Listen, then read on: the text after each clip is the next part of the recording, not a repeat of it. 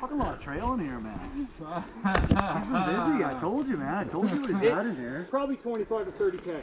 Yeah, that's a lot of work. That's a big deal, man. That trail. To do that in 2 years? That's a lot of work. 2.5 years. Yeah. But it's coming, eh? Man, it's nice in here. I can't. Hey, welcome back. So a few weeks ago, we took our show on the road, and the we being Lance, Colin, and myself, and we went down to ride with Chris. Now, Lance and I have seen some of these trails that Chris built over the last 2.5 years, but Colin hadn't. And these trails are quickly becoming some of our favorite because it is a phenomenal network of single track, made even more phenomenal by the fact that Chris and a few of his buddies have built this trail in the last 2.5 years, and it's as worked in as it is, and it's just freaking amazing. Chris told us there's about 25 kilometers of trail in here, maybe more, and I believe him because we rode here for a couple hours and we never touched the same trail twice. Now some of the trails are well beat in and some of them are just up and coming, so it's good to bring Colin down because Colin can open up a trail pretty quick. Alright, that's a little dig at Colin, who runs his bike a gear high with lots of clutch and often quite a bit of tire spin. But you know what? The tire spin award goes to Chris today, and I'm going to end up wearing that later on in the video.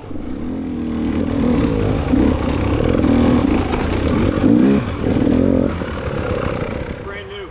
Nice. You can tell, eh? It's good. It's well worked in already. There's some trees that gotta come down.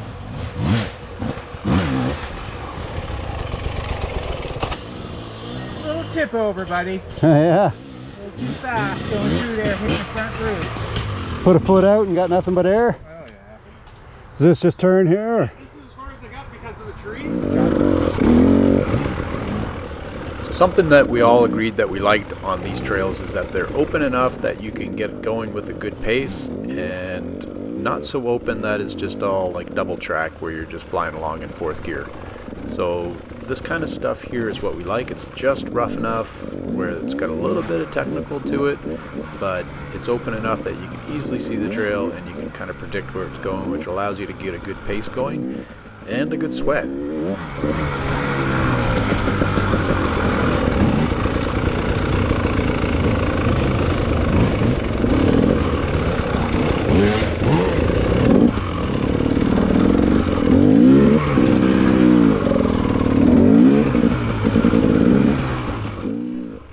I'll segue from sweating a little bit to give a shout out to Chris, who, although he's probably sweating along with us, has more reason to, because he rode the night before, he rode a few hours the morning before we even showed up, and now he's riding and trying to hold a pace that he thinks is going to keep us all happy because we're all intermediate and maybe faster in Lance's cases and Colin's when he gets a little twisty.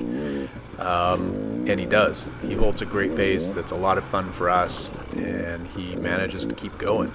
So there's a tip of the hat to his fitness level, which is going to pay dividends as his skill level comes up. He's going to be hard to catch. Stop looking at shit that you don't want to hit. Well, that's probably not a bad time to segue into a thought. So I was just talking about us riding at a good pace and having fun. Right now the pace has slowed down a little bit for me. And not that I'm not having fun, but that comment about the stuff that you don't want to hit. So usually along in a ride, you start focusing on the things you don't want to hit. You get a little bit tired, you start target fixation on the wrong things, instead of seeing that crystal clear line through the woods that you want to take or over the obstacles. And it's something that I've become conscious of and I think my way through so that I can defeat it in the moment and stay focused on terms of riding a good line and a fast pace.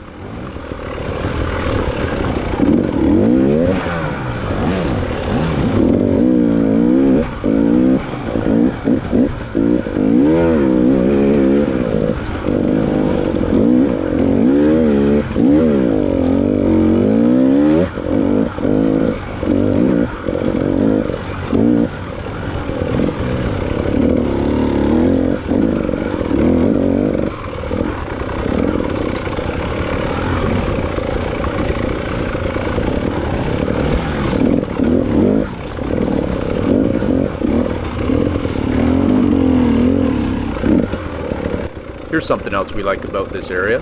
there's enough elevation change to really keep it interesting and have you flow through the ups and downs. None of it's super challenging, like there's no massive hill climbs or really technical hill climbs, but it just keeps the flow going.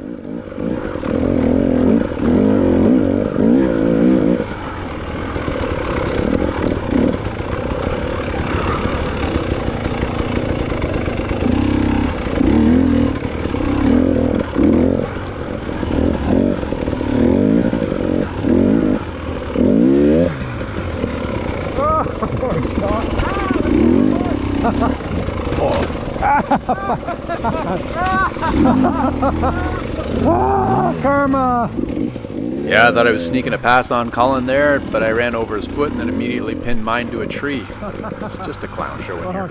I think I just rode over Colin's foot and I jammed my foot to that tree.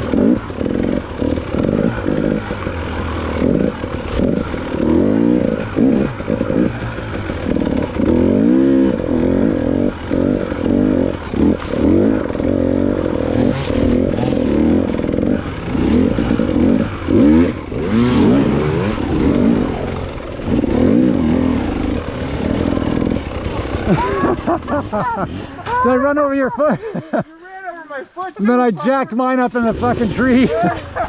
Holy fuck. That moved pretty easy. Ooh, she is swampy. Yeah. So right here we're looking at, trying to do? well, we're looking at Colin being stuck, Keep it over. but there's a trail that's just starting to get broken in. It's a new section. I think it was a section that was kind of being debated as to whether they would build it or not. Chris was of the mind to build it, so we were of the mind to ride it.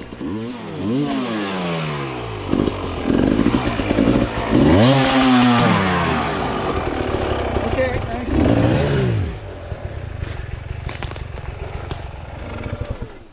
There it is. Take nothing just to trim a little line around. There was no mud down in where I went. No.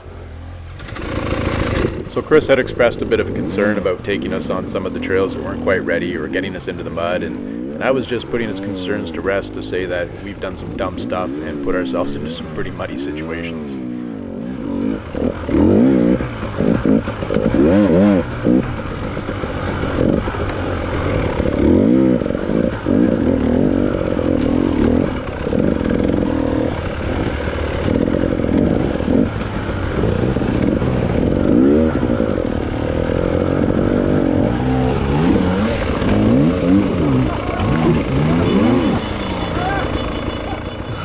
Yeah, the boys are pretty entertained by this as I get roosted. If you recall me talking about Colin being a bit of a tire spinner, not deliberately so, but this time Chris takes the award. Unfortunately, I get to wear it.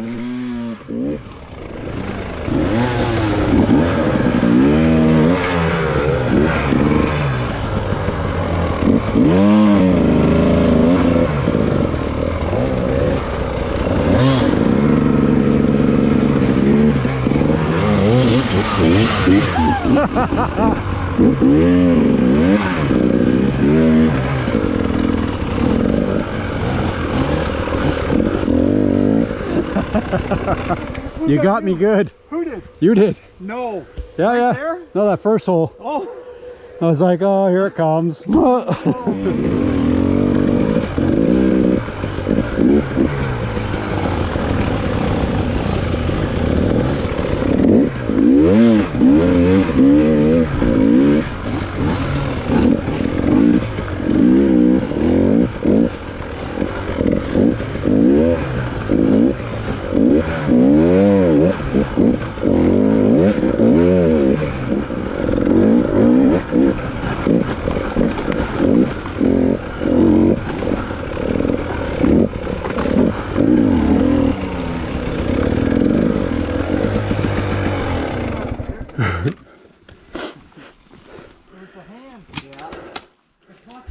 So what's over there? Is that another trail?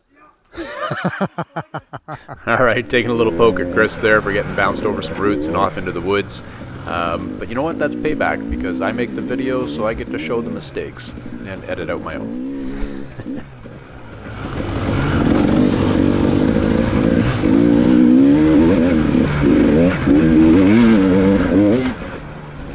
So One more hill climb after this, and then that pretty much sums up the video. Now, this was several hours of riding, and it seems a shame to kind of distill it down to 10 minutes and 45 or so seconds.